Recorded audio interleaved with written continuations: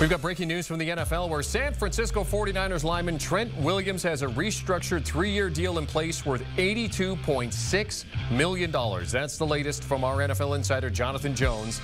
The deal also includes $48 million due at signing for the 3-time All-Pro selection, and it closes the book on his holdout. Williams was back at practice on Tuesday as the Niners get ready to open the season against the Jets on Monday Night Football. As you take a look at the guys that are getting paid in San Francisco, Brandon Ayuk's deal just got done. That was one of the dramas of the offseason and certainly the summer.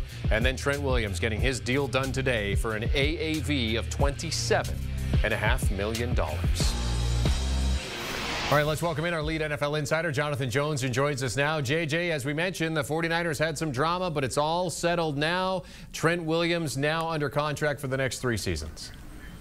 Yeah, some drama, right? And we all kind of held our breath. It was a month ago. We weren't entirely sure if Brandon Ayuk was going to be a San Francisco 49er or a Pittsburgh Steeler or some other, with some other NFL team. But we always knew that Trent Williams was going to be with the San Francisco 49ers. We just didn't know if he was going to be playing week 1 because we knew that he was very serious about his contract holdout, and he accrued a number of fines. When you take into account missing every day of training camp at $50,000, as well as missing the 3 preseason games, he racked up about $4 million in fines. But this is a guy who, for medical reasons, a couple years ago, sat out when he demanded a trade from the Washington football franchise. And so he is a man who stands on his principle, and he was going to get more guaranteed money. He was going to move up the charts among the highest paid offensive tackles in the NFL today and in history. Look, it wasn't that long ago, and we see right there how they graded out. But Trent Williams, when you looked at the average annual value, before this deal, he was 6th in the NFL. And he also did not have any guaranteed money left on his contract. And so now we see him sliding all the way, starting to get up there into the top 3. And so that was important, obviously, for Trent, a guy who has been paid better than any other offensive tackle in NFL history.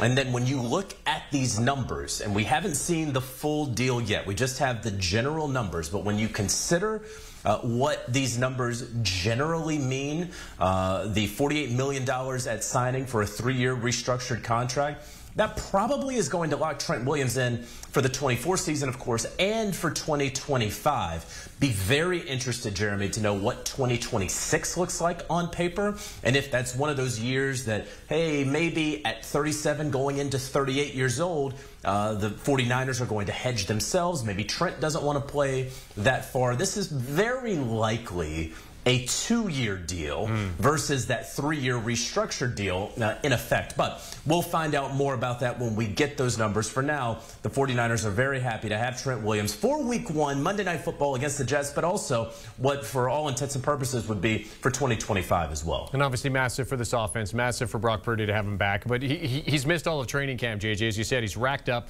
the $4 million in fines, which is now obviously zeroed.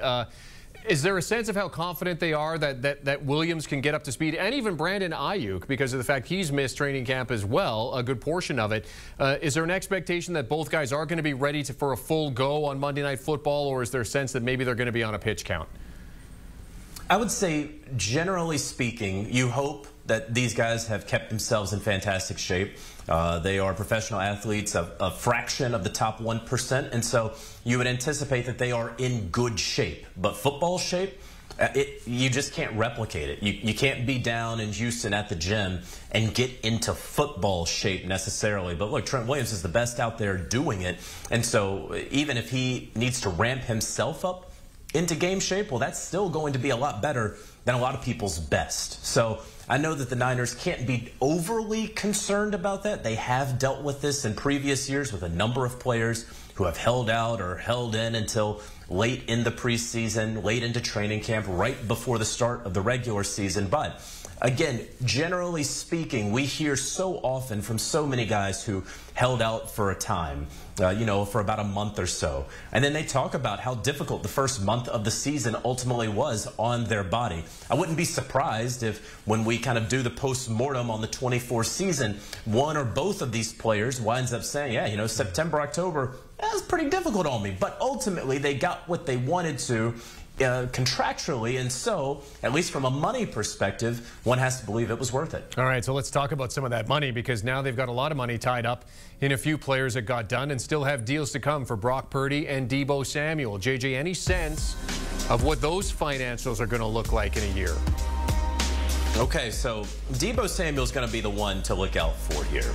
And he is going to be a guy that a lot of teams are going to be circling when we get into October as a potential trade candidate, because of how his contract is structured, because of, we see right there how much money the San Francisco 49ers are devoting to some of their top tier talent, and understanding that they probably cannot, now that you know that you're going to have Trent Williams next year, and of course you already have Bosa, because you know that you're going to have Brandon Ayuk next year, George Kittle, and then you're going to have Brock Purdy, who may be a $60 million per year quarterback next year. If he continues on this trajectory, you can probably remove the maybe. He very likely will. And so because of that, or at least the high 50s in average annual value.